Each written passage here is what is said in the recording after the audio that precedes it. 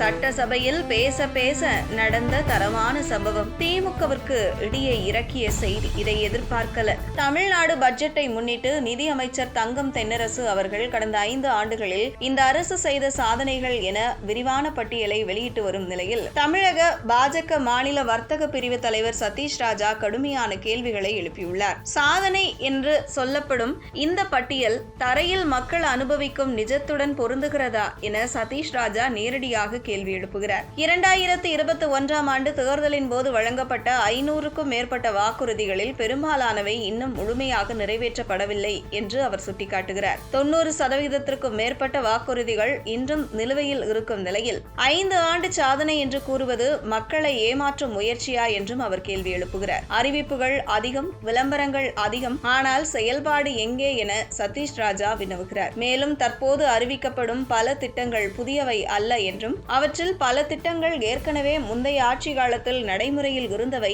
அல்லது மத்திய அரசின் திட்டங்களாக இருந்தவை என்றும் அவர் குற்றம் சாட்டுகிறார். பிரதமர் தலைமையிலான மத்திய அரசின் நலத்திட்டங்களுக்கு திமுக ஸ்டிக்கர் ஒட்டப்பட்டு அவை மாநில அரசின் புதுமையான சாதனைகள் என விளம்பரம் செய்யப்படுகின்றன என்று சதீஷ் ராஜா தெரிவித்துள்ளார். மத்திய அரசின் நிதி, மத்திய அரசின் திட்டம், மத்திய அரசின் செயலாக்கம், ஆனால் விளம்பரம் மட்டும் மாநில அரசுக்கா?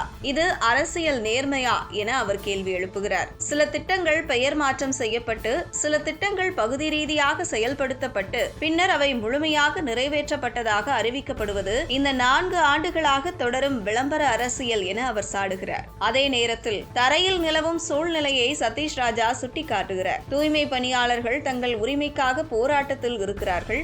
ஆசிரியர்கள் சம்பள மற்றும் பணி நிலைத்தன்மைக்காக போராடுகிறார்கள். அரசு ஊழியர்கள், மாணவர்கள் பல்வேறு கோரிக்கைகளுக்காக சாலையில் குரல் கொடுத்து வருகின்றனர். இதுதான் 5 ஆண்டு சாதனையா என அவர் வலுவாக கேள்வி எழுப்புகிறார். பட்ஜெட்டில் புதிய திட்டங்கள் அறிவிப்பது எளிது, ஆனால் பழைய வாக்குறுதிகள் குறித்து வெள்ளை அறிக்கை வெளியிட தயாரா? 2021 வாக்குறுதிகளில் எத்தனை நிறைவேற்றப்பட்டன, எத்தனை காகிதத்தில் மட்டுமே உள்ளன, எத்தனை முழுமையாக கைவிடப்பட்டன என்று சதீஷ் ராஜா விளக்கம் கோருகிறார். தமிழக மக்கள் இனி கணக்கில்லா அறிவிப்புகளால் பாதிக்கப்பட மாட்டார்கள். அவர்கள் தரையில் காணும் உண்மையை மட்டுமே நம்புவார்கள் என அவர் தெரிவித்துள்ளார். விளம்பர அரசியலை விட்டுவிட்டு வெளிப்படை தன்மையுடன் செயல்பட வேண்டிய நேரம் இது. இல்லையெனில் மக்கள் தீர்ப்பே இறுதி தீர்ப்பு ஆகும் என சதீஷ் ராஜா கடுமையாக எச்சரித்துள்ளார்.